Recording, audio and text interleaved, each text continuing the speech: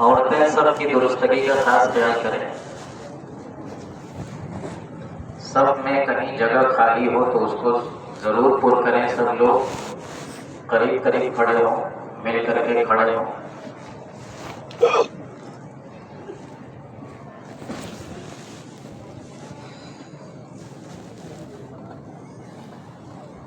آپ جانتے ہیں کہ ہمارے یہاں عیدگاہ کے باہر سب نہیں لگائی جاتی. سارے لوگ عیدگاہ کے اندر ہی نماز پڑھتے ہیں. الحمدللہ کافی گنجائش ہے.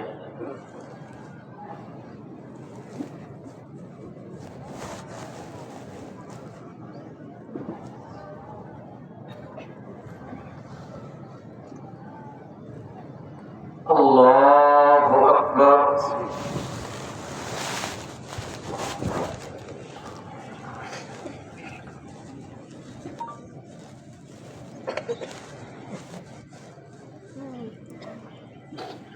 اللہ اکبر. اللہ اکبر. اللہ اکبر. اللہ اکبر. اللہ اکبر. اللہ اکبر. اللہ اکبر. الحمد للہ رب العالمین الرحمن الرحیم مالک یوم الدین ایاک نعبد و ایاک نستعین اهدنا الصراط المستقیم صراط الذین انعمت علیہم غیر المغضوب علیہم ولا الضالین آمین. سبح اسم ربک الاعلی الذی خلق فسوى والذی قدر فهدى والذی اخرج المرعى فجعله غثاء أحوى سنقرئك فلا تنسى إلا ما شاء الله إنه يعلم الجهر وما يخفى ونيسرك لليسرى فذكر إن نفعت الذكرى سيذكر من يخشى ويتجنبها الأشقى الذي يصلى النار الكبرى ثم لا يموت فيها ولا يحيا قد أفلح من تزكى وذكر اسم ربه فصلى بل تؤثرون الحياة الدنيا والآخرة خير وأبقى إن هذا لفي الصحف الأولى صحف إبراهيم وموسى. الله أكبر.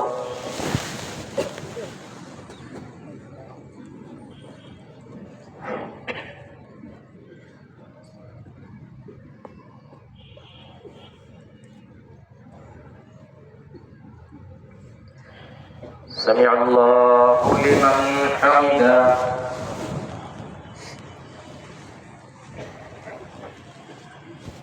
الله أكبر.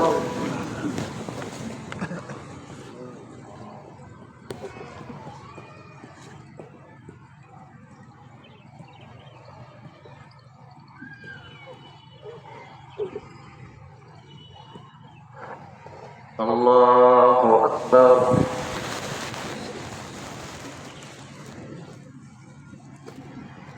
الله أكبر.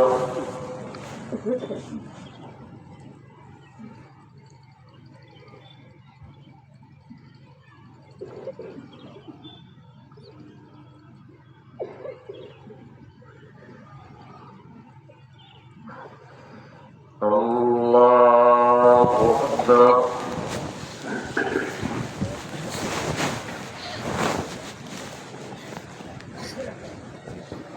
الله أكبر. الله أكبر. الله أكبر. الله أكبر. الله أكبر. الحمد لله رب العالمين الرحمن الرحيم مالك يوم الدين إياك نعبد وإياك نستعين اهدنا الصراط المستقيم صراط الذين أنعمت عليهم غير المغضوب عليهم ولا الضالين آمين. هل أتاك حديث الغاشية وجوه يومئذ خاشعة عاملة ناصبة تصلى نارا حامية تسقى من عين آنية ليس لهم طعام إلا من ضريع لا يسمن ولا يغني من جوع وجوه يومئذ ناعمة لسعيها راضية في جنة عالية لا تسمع فيها لاغية فيها عين جارية فيها سرر مرفوعة وأكواب موضوعة ونمارق مصفوفة وزرابي مبثوثة أفلا ينظرون إلى الإبل كيف خلقت وإلى السماء كيف رفعت وإلى الجبال كيف نصبت وإلى الأرض كيف سطحت فذكر إنما أنت مذكر لست عليهم بمسيطر إلا من تولى وكفر فيعذبه الله العذاب الأكبر إن إلينا إيابهم ثم إن علينا حسابهم. الله أكبر.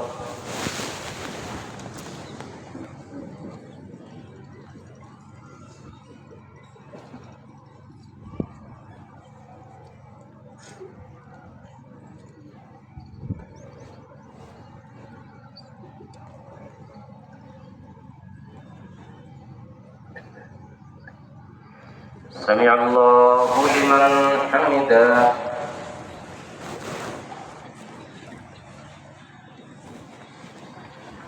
الله أكبر.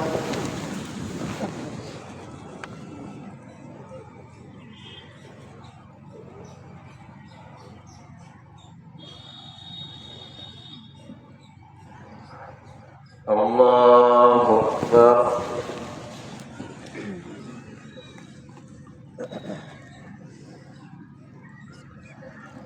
الله أكبر.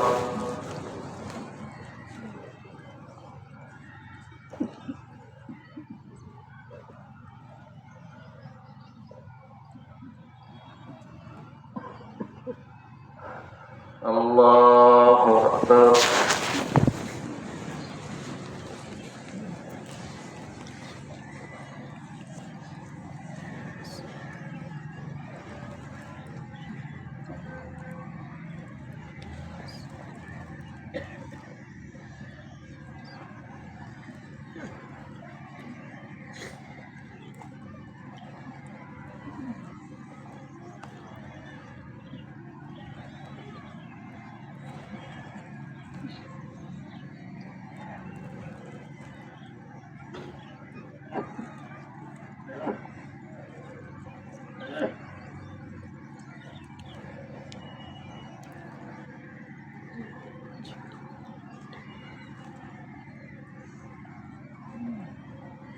السلام علیکم ورحمۃ اللہ.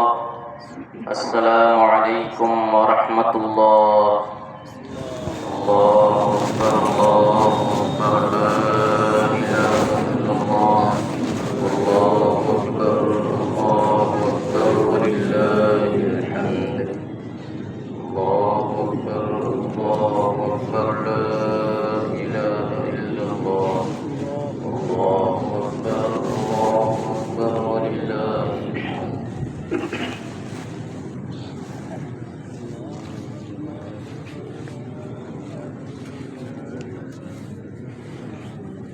الحمد لله نحمده ونستعينه ونستغفره ونعوذ بالله من شرور أنفسنا وسيئات أعمالنا. من يهده الله فلا مضل له ومن يضلله فلا هادي له. وأشهد أن لا إله إلا الله وحده لا شريك له وأشهد أن محمدا عبده ورسوله. أما بعد فإن خير الحديث كتاب الله وخير الهدي هدي محمد صلى الله عليه وسلم وشر الأمور محدثاتها وكل محدثة بدعة وكل بدعة ضلالة وكل ضلالة في النار. الله أكبر لا إله إلا الله والله أكبر ولله الحمد. تمام قسم کی بڑائی، بزرگی، تعریف اور کبریائی اس اللہ رب العالمین کے لیے ہے جو اس پوری کائنات کا خالق ہے اور اس پوری کائنات کا مدبر ہے، اور وہی تنہا عبادت کے لائق ہے. اس کے آخری نبی جناب محمد الرسول اللہ صلی اللہ علیہ وسلم پر بے شمار درود و سلام نازل ہوں، جنہوں نے اس دنیا کے اندر اللہ کا پیغام پہنچایا، آخری نبی آخری رسول کی حیثیت سے رہتی دنیا تک کو انسانیت کا درس دیا، توحید کا سبق پڑھایا صلی اللہ علیہ وسلم. برادران اسلام، خواتین ملت اور عزیز بچوں، اسلام کا یہ دوسرا تہوار، آپ جانتے ہیں کہ اسلام کے اندر صرف اور صرف دو تہوار ہیں، صرف اور صرف دو عیدیں ہیں، تیسری کوئی عید نہیں، تیسرا کوئی تہوار نہیں. یہ دوسرا تہوار جسے ہم عید قرباں کہتے ہیں، عید الاضحیٰ کہتے ہیں، اس موقع پر 2 رکعت نماز ادا کرنے کے بعد ہم اللہ کی بارگاہ میں قربانی پیش کرتے ہیں. یہ قربانی بھی ویسے ہی عبادت ہے جیسے نماز عبادت ہے، روزہ عبادت ہے، حج عبادت ہے، اسی طریقے سے یہ قربانی بھی عبادت ہے. اللہ کا حکم ہے، اللہ کی جانب سے اسے مسنون کیا گیا ہے، اور یہ قربانی ہر مذہب کے اندر قربانی کی کوئی نہ کوئی شکل پائی جاتی ہے، یہ صرف اسلام کے اندر نہیں ہے. فرق یہ ہے کہ اسلام دین برحق ہے، اسلام تمام ادیان و مذاہب کا ناسخ ہے. اسلام کے ہوتے ہوئے اللہ کے نزدیک کوئی دین مقبول نہیں ہے. قربانی کی بات جب ہوتی ہے، قربانی کا جب بھی موقع آتا ہے تو آپ دیکھتے ہیں کہ طرح طرح کے سوالات اٹھائے جاتے ہیں اور گھڑیالی آنسو بہائے جاتے ہیں. جانوروں پر ظلم ہونے کی بات کہی جاتی ہے، اور نہ جانے کتنے طرح کی باتیں کہی جاتی ہیں. میرے بھائیوں اور بہنوں، اسلام نے انسانوں ہی کے حقوق نہیں بلکہ تمام مخلوق کے حقوق کی حفاظت کی ہے، جانوروں کے حقوق کی بھی حفاظت کی ہے.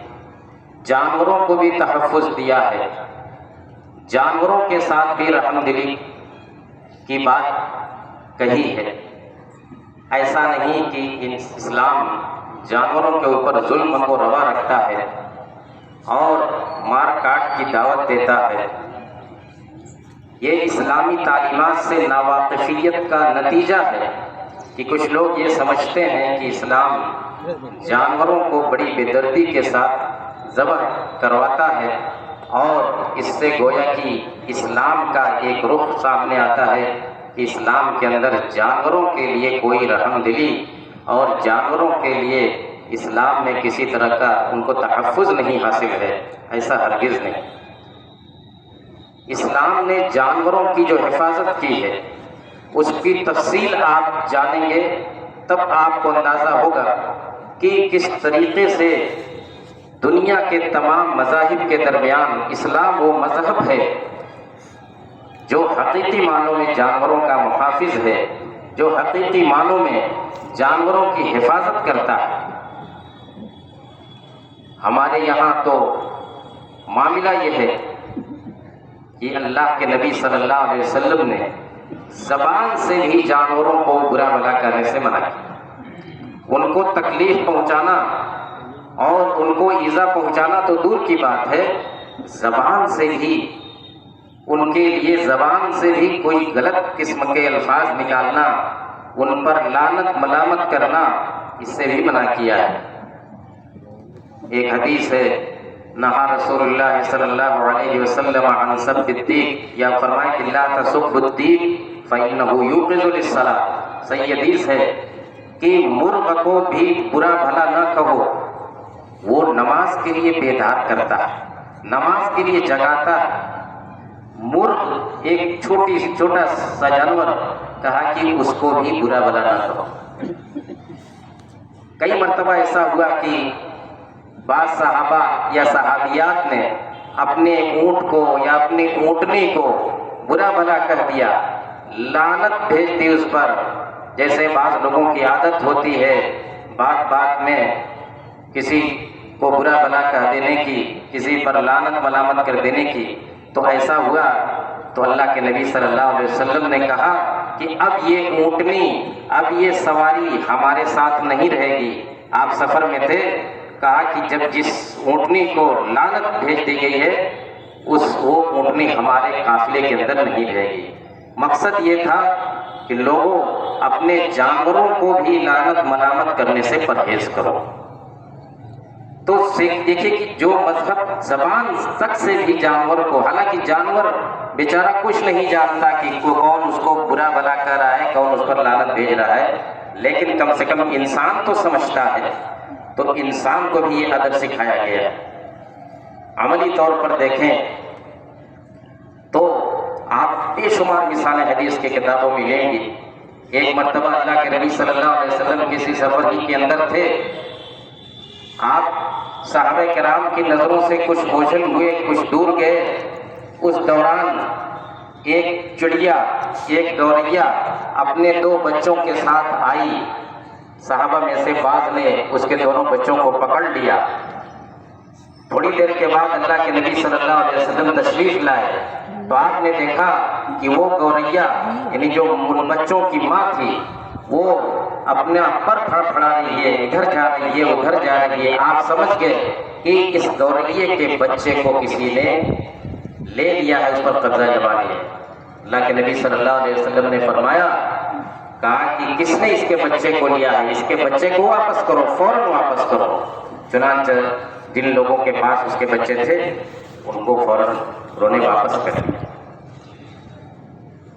ایک مرتبہ اللہ کے نبی صلی اللہ علیہ وسلم نے دیکھا کہ کچھ لوگ اونٹ پر سواری کر رہے ہیں، منزل مقصود تک پہنچنے کے بعد بھی وہ اپنے اونٹ سے اتر نہیں رہے ہیں، بلکہ اونٹ پر بیٹھے بیٹھے ہی ایک دوسرے کے ساتھ گپ شپ کرنے لگے، بات چیت کرنے لگے۔ آپ نے فرمایا کہ لا تتخذوا ظہور دوابکم منابر، اپنے چوپایوں کی پیٹھ کو ممبر نہ بناؤ، اپنے جانوروں کی پیٹھ کو کرسی نہ بنا لو کہ اس پر بیٹھ کر کے آرام سے گپ شپ کرو. جب تم منزل پر پہنچ جاؤ جانور کی پیٹ سے اتر جاؤ اور پھر اپنا کام کرو. تو جو دین اتنا حساسیت رکھتا ہے جانوروں کے تعلق سے، اس دین کے بارے میں کیسے سوچا جا سکتا ہے کہ وہ جانوروں کے اوپر ظلم کو روا رکھے؟ ہرگز نہیں. ایک مرتبہ ایک صحابی نے کہا کہ اللہ کے نبی، میں بکری کو ذبح کرتا ہوں تو اس وقت بھی میں اس پر رحم کھاتا ہوں. آپ نے فرمایا کہ وَالشَّاةُ إِن رَحِمْتَهَا رَحِمَكَ اللَّهُ، بکری کے اوپر بھی تم رحم کرو گے تو اللہ تمہارے اوپر رحم کرے گا. بکری کے اوپر بھی رحم کرو گے تو اللہ رحم کرے گا. ان جانوروں کو کھلانا پلانا اور ان جانوروں کی غذا کا خیال رکھنا یہ بھی ضروری قرار دیا گیا ہے. یا تو ان کی غذا کا خیال رکھا جائے یا ان کو آزاد چھوڑ دیا جائے کہ جائے وہ اپنی غذا تلاش کریں. ایک حدیث میں آتا ہے کہ اللہ کے نبی جناب محمد الرسول اللہ صلی اللہ علیہ وسلم فرماتے ہیں عذبت امرأۃ فی حرۃ، کہ ایک عورت کو صرف ایک بلی کی وجہ سے جہنم کا عذاب دیا گیا. ایک عورت کو ایک بلی کی وجہ سے جہنم کا عذاب دیا گیا. کیسے؟ کہ اس عورت نے اس بلی کو پکڑ کر کے روک لیا.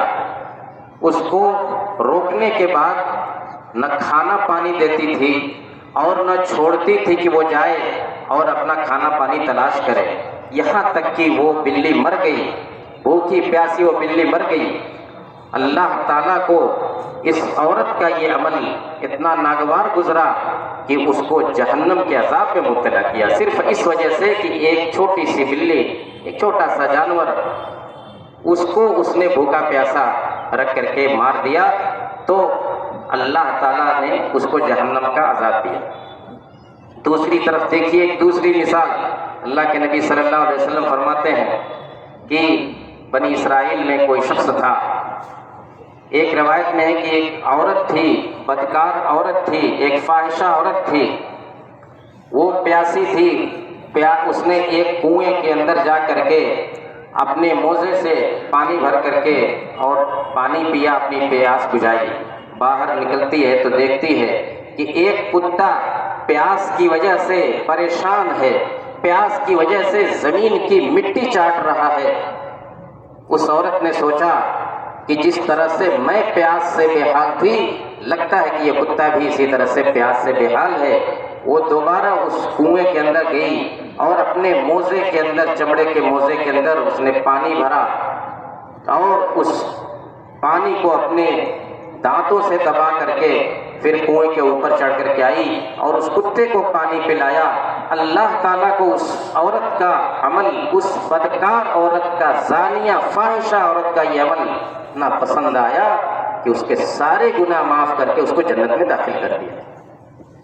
یہ اسلام ہے میرے بھائیوں. یہ جانوروں کے حقوق کی بھی رعایت کرتا ہے، انسانوں کے حقوق کی بھی رعایت کرتا ہے.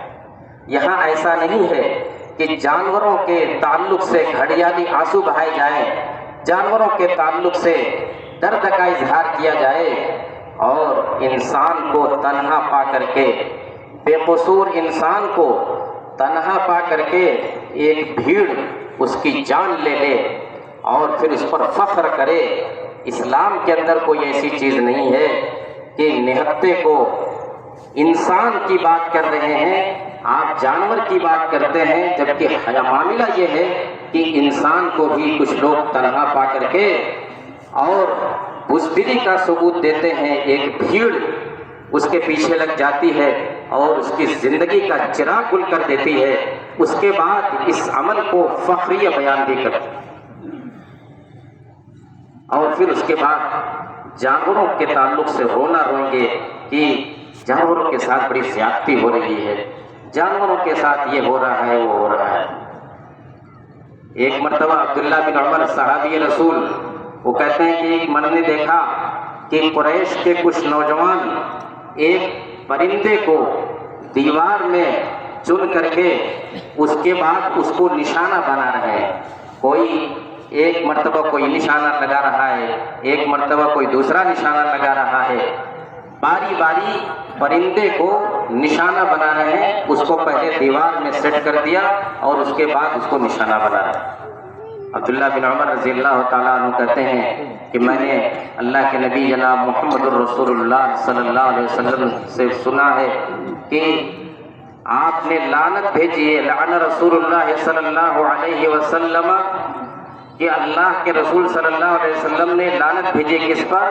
من اتخذ شیئا فیہ الروح غرضا، کہ جس نے کسی جاندار کو نشانہ بنایا، جس نے کسی جاندار کو، کسی ذی روح کو، کسی ایسی مخلوق کو جس کے اندر زندگی ہے، جس کے اندر حیات ہے، اس کو اگر کسی نے نشانہ بنایا تو اللہ کے نبی صلی اللہ علیہ وسلم نے اس پر لعنت بھیجی۔ ایک مرتبہ اللہ کے نبی صلی اللہ علیہ وسلم نے دیکھا کہ ایک گدھے کے چہرے کو جھلس دیا گیا ہے، ایک گدھے کے چہرے کو داغ دیا گیا ہے۔ پہلے لوگ ابھی بھی کرتے ہیں، جانوروں کو نشانی کے طور پر داغ دے، اس کے جسم کے کسی حصے میں داغ دیتے ہیں تاکہ وہ ایک علامت بن جائے کہ یہ ہمارا جانور ہے۔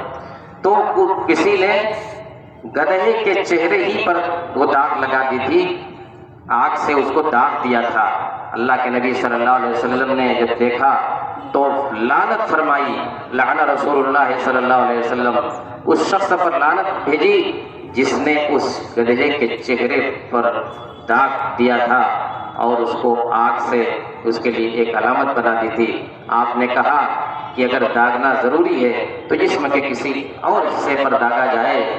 سامنا چہرہ جو ہے، یہ چہرہ بہت نازک جگہ ہوتی ہے، بڑی حساس جگہ ہوتی ہے۔ چہرے پر تو مارنے سے بھی منع کیا گیا ہے، صرف انسانوں کو نہیں، انسانوں کے ساتھ ساتھ جانوروں کو بھی چہرے پر مارنے سے اللہ کے نبی صلی اللہ علیہ وسلم نے منع کیا۔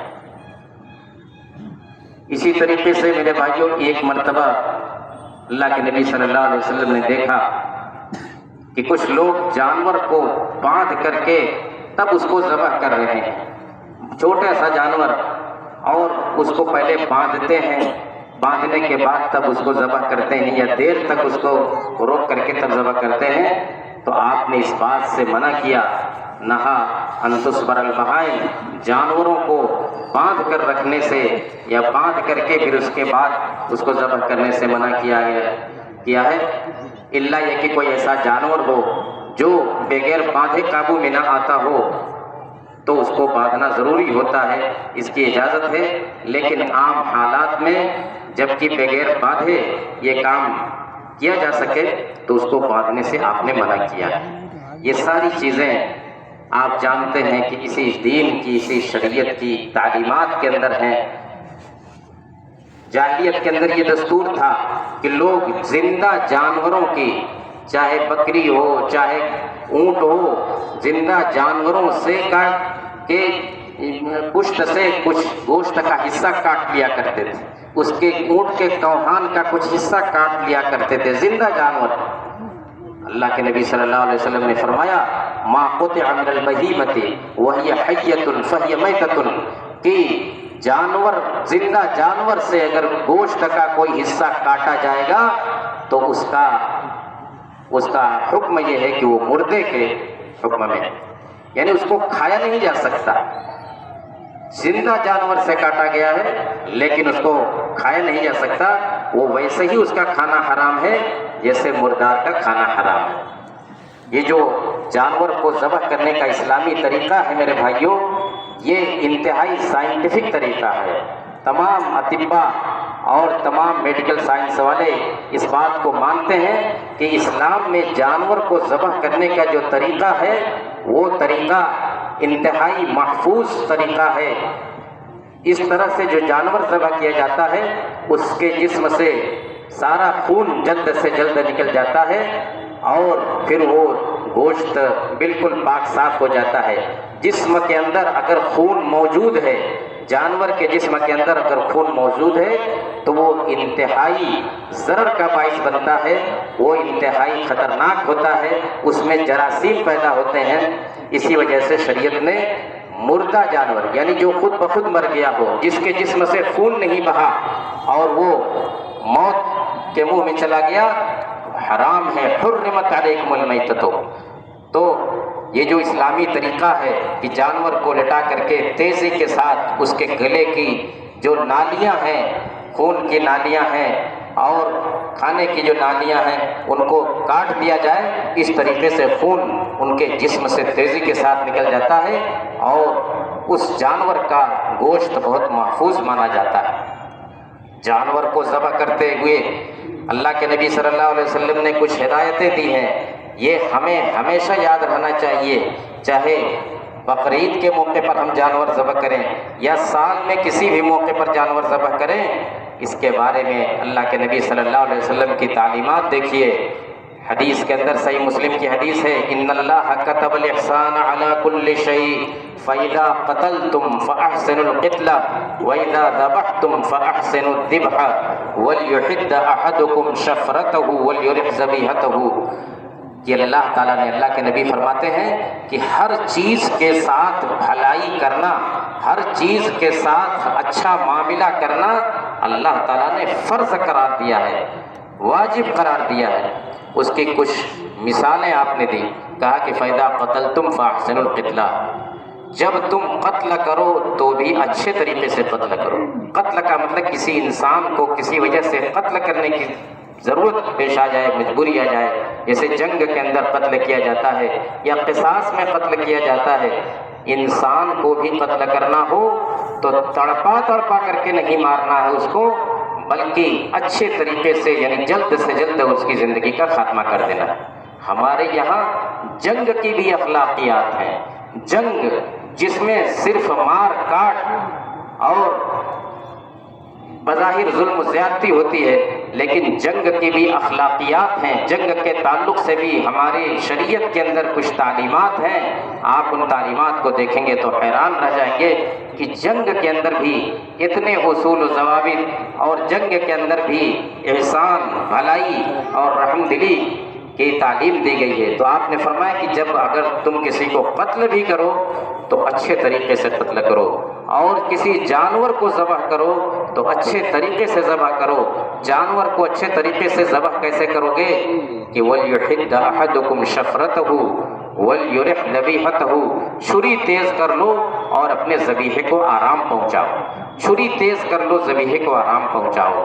چھری تیز کرنے کا مطلب یہ کہ چھری ایسی ہو کہ منٹوں میں نہیں بلکہ سیکنڈوں میں اس جانور کا کام تمام ہو جائے، اس کو کم سے کم تکلیف ہو۔ تکلیف تو ہر حال میں ہوگی میرے بھائیوں، اس دنیا کے اندر تکلیفیں ہوتی ہیں، بیماری کی وجہ سے تکلیف ہوتی ہے، حادثات کی وجہ سے تکلیف ہوتی ہے، انسان بھی تکلیف اٹھاتا ہے، جانور بھی تکلیف اٹھاتے ہیں، تکلیف تو ہوگی، اور یہ ایک ضرورت ہے جانور کو کھانے کے لیے، اس کو ذبح کرنا ضروری ہے۔ تو کوشش یہ کرے انسان کہ کم سے کم تکلیف ہو، اور کم سے کم تکلیف ہونے کی ایک تدبیر بتائی کہ چھری بہت تیز ہونا چاہیے، وَلْيُرِحْ ذَبِيحَتَهُ، تاکہ ذبیحے کو جلد سے جلد آرام مل جائے۔ اسی طریقے سے اللہ کے نبی صلی اللہ علیہ وسلم کی حدیث ہے، عبداللہ بن عمر رضی اللہ تعالیٰ عنہ کہتے ہیں کہ نہا رسول اللہ صلی اللہ علیہ وسلم، کہ اللہ کے نبی صلی اللہ علیہ وسلم نے منع کیا ہے کہ جانور کے سامنے چھری تیز کی جائے۔ آپ کا حکم ہے، امر رسول اللہ صلی اللہ علیہ وسلم بحد الشفار وان توارى عن البہائم، اللہ کے نبی کا حکم ہے کہ چھری تیز کر لو اور جانور سے چھپا کر کے چھری تیز کرو۔ ایسا نہیں کہ جانور کے سامنے ہی اس کو دکھا دکھا کر کے چھری تیز کرو۔ جانور کے اندر بھی شعور ہوتا ہے، احساس ہوتا ہے، وہ چھری دیکھ کر کے اس کو بھی خوف ہوتا ہے۔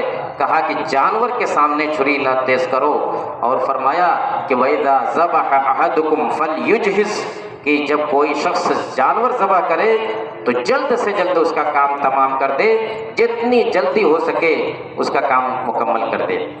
ایک مرتبہ اللہ کے نبی صلی اللہ علیہ وسلم نے دیکھا کہ ایک شخص جانور کو لٹا کر کے، جانور کو لٹا چکا ہے اور اس کے اوپر اپنا پیر رکھے ہوئے ہے، اور پھر اسی کے سامنے چھری ذبح کر رہا ہے، چھری تیز کر رہا ہے۔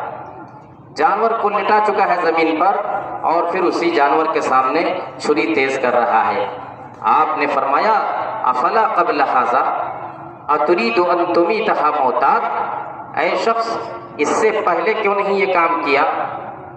چھری تیز کرنے کا کام تم نے جانور کو لٹانے سے پہلے کیوں نہیں کیا؟ کیا تم یہ چاہتے ہو کہ اس جانور کو کئی موتوں سے دوچار کرو، بار بار اس کو موت دو؟ جانور دیکھے گا وہ اصل موت آنے سے پہلے کئی موت مرے گا۔ تو میرے بھائیوں، ہماری شریعت کی یہ تعلیم ہے۔ ہماری شریعت نے جانوروں کے حقوق کی اس طرح سے حفاظت کی ہے۔ اب ظاہر بات ہے کہ جانور کو ذبح کرنا ہے تو ذبح کرنے کا کوئی نہ کوئی طریقہ ہوگا۔ جانور کو اللہ تعالیٰ نے اس زمین پر بے شمار تعداد میں جانوروں کو پیدا کیا ہے۔ وَالْأَنْعَامَ خَلَقَهَا لَكُمْ فِيهَا دِفْءٌ وَمَنَافِعُ مِنْهَا تَأْكُلُونَ۔ جانور کو اللہ تعالیٰ نے تمہارے لیے پیدا کیا ہے لوگوں، اور جانور کے اندر بہت سارے منافع ہیں تمہارے لیے، اور ان جانوروں کو تم کھاتے ہو۔ اور یہ غلط تصور ہے کہ صرف مسلمان جانور کو کھاتے ہیں، صرف مسلمان گوشت کھاتے ہیں، یہ بالکل غلط بات ہے۔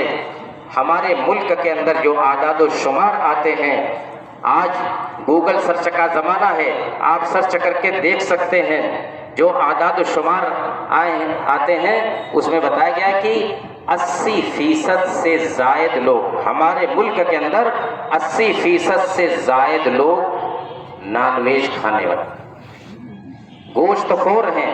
اب وہ چاہے جس طرح کا بھی گوشت کھاتے ہوں، مرغا، مرغی، مچھلی، چھوٹا بڑا، لیکن 80% سے زیادہ لوگ گوشت خور۔ مسلمان اس ملک کے اندر آپ جانتے ہیں صرف 15%، باقی 80% میں اور کون لوگ ہیں جو گوشت کھاتے ہیں، جو ہر دن ہزاروں نہیں لاکھوں ٹن گوشت پکتا ہے پورے ملک کے اندر اور لوگ استعمال کرتے ہیں، وہ صرف مسلمان نہیں۔ یہ سب لوگوں کو بہکانے کے لیے کہا جاتا ہے، لیکن آپ جانتے ہیں کہ لوگ سمجھتے ہیں، خاص طور سے ہمارے ملک کا نوجوان سمجھتا ہے سچ کیا ہے، جھوٹ کیا ہے، صحیح کیا ہے، غلط کیا ہے۔ ہمارے ملک کا نوجوان اس کو اچھی طرح سمجھتا ہے۔ ایسا نہیں کہ وہ اس طرح کی غلط فہمیوں کو فوراً قبول کر لے، وہ جانتا ہے کہ کسی خاص مقصد کے تحت یہ سب باتیں کہی جاتی ہیں۔ اس لیے ہمارے ملک کا نوجوان تعلیم کی طرف توجہ دیتا ہے، وہ اپنے آپ کو تعلیم سے جوڑنے کی کوشش کرتا ہے، وہ ملازمت کی بات کرتا ہے، وہ بزنس کی بات کرتا ہے۔ اس لیے وہ ان سب جھمیلوں میں نہیں پڑتا، وہ جانتا ہے کہ یہ سب جو باتیں پھیلائی جاتی ہیں اس کے پیچھے ایک مقصد ہے۔ وہ چاہتا ہے کہ میں خود ترقی کروں، میں علم حاصل کر کے خود بھی فائدہ اٹھاؤں اور اپنے ملک کو بھی فائدہ پہنچاؤں، اس لیے وہ اس طرح کے جھمیلوں میں نہیں پڑتا۔ آج ہمارے اس ملک کے اندر آپ جانتے ہیں کہ گوشت کو بڑے پیمانے پر ایکسپورٹ کیا جاتا ہے، روزانہ ہزاروں ٹن گوشت بھیجا جاتا ہے باہر کے ممالک میں، اور وہ بھی حلال گوشت بھیجا جاتا ہے۔ اس کا ان ملکوں سے ایگریمنٹ ہے جن ملکوں میں یہ گوشت بھیجا جاتا ہے کہ حلال گوشت یعنی شرعی طریقے سے ذبح کیا ہوا جانور کا گوشت بھیجا جائے گا۔ سلاٹر ہاؤس بڑی تعداد میں ہمارے ملک کے اندر ہیں، ہمارے صوبے کے اندر ہیں، کاروبار ہو رہا ہے بڑے پیمانے پر، اور روزانہ لاکھوں کی تعداد میں جانور ذبح کیے جاتے ہیں اور ان سے مالی فائدہ اٹھایا جاتا ہے۔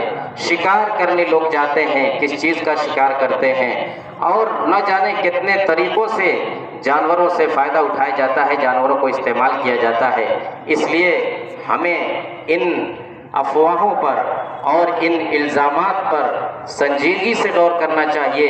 الحمدللہ ہمارے اسلام کے اندر کوئی ایسی چیز نہیں ہے جس کو ہمیں چھپانے کی ضرورت ہو، یا جس پر ہمیں شرمندگی ہو، یا جس کی طرف سے ہمیں معذرت کا اظہار کرنا پڑے۔ الحمدللہ ہمارے دین کے اندر ایسی کوئی بات نہیں۔ ہمارے دین کا معاملہ ایسا ہے کہ وہ بالکل دن کے اجالے کی طرح واضح ہے۔ اس میں انسانوں کے حقوق بھی محفوظ ہیں، جانوروں کے حقوق بھی محفوظ ہیں۔ جانور قربان کرتے وقت ان تعلیمات پر ہمیں توجہ دینی ہوگی، مردوں کو بھی توجہ دینی ہوگی، عورتوں کو بھی توجہ دینی ہوگی، اور دنیا کو بتانا ہوگا کہ ہمارے یہاں بھی جانور ذبح ہوتا ہے اور بھی دوسروں کے یہاں جانور ذبح ہوتا ہے، لیکن ہمارے یہاں جانوروں کے تعلق سے ہماری شریعت میں یہ تعلیمات موجود ہیں۔ ایک آخری بات جس کی طرف ہر سال توجہ دلائی جاتی ہے، قربانی کے موقع پر صفائی ستھرائی کا اہتمام کریں، جانور کے فضلات، جانور کی آلائشیں عام راستوں میں اور ادھر ادھر پھینکنے سے پرہیز کریں، کیونکہ یہ عبادت کا کام ہے۔ ہماری اس عبادت کی وجہ سے کسی کو تکلیف پہنچے، چاہے اپنے لوگوں کو یا غیروں کو، ایسا نہیں ہونا چاہیے۔ الحمدللہ ذمہ داران کی طرف سے کافی اہتمام کیا جاتا ہے، ان آلائشوں کو جمع کرنے اور ان کو ٹھکانے لگانے کے لیے سارے انتظامات کیے گئے ہیں، تو ان انتظامات سے ہم فائدہ اٹھائیں، صفائی ستھرائی کا خیال رکھیں۔ اللہ رب العالمین سے دعا ہے کہ ہمیں قرآن کی اور حدیث کی ان تعلیمات کو سمجھنے اور برتنے کی توفیق عطا فرمائے، اور جو غلط فہمیاں پھیلائی جاتی ہیں ان غلط فہمیوں کی حقیقت کو سمجھنے کی اور ان کا مثبت جواب دینے کی بھی توفیق عطا فرمائے۔ اللہ تعالی ہماری اس عبادت کو، قربانی جیسی عظیم الشان عبادت کو تو قبول فرما، اس میں ہمیں سے جو کمی کوتاہی ہو اس کو تو درگزر فرما دے۔ اے اللہ تعالی ہمیں ہدایت دے اور ہمارے ذریعے دوسروں کو ہدایت دے۔ اللہم اعز الاسلام والمسلمین واخذل الکفرۃ والملاحدۃ والمبتدعۃ والمشرکین، اللہم انصر دینک وکتابک وسنۃ نبیک وعبادک الموحدین، اللہم لا تسلط علینا بذنوبنا من لا یخافک فینا ولا یرحمنا، اللہم لا تسلط علینا بذنوبنا من لا یخافک فینا ولا یرحمنا، سبحان ربک رب العزة عما یصفون وسلام علی المرسلین والحمد للہ رب العالمین۔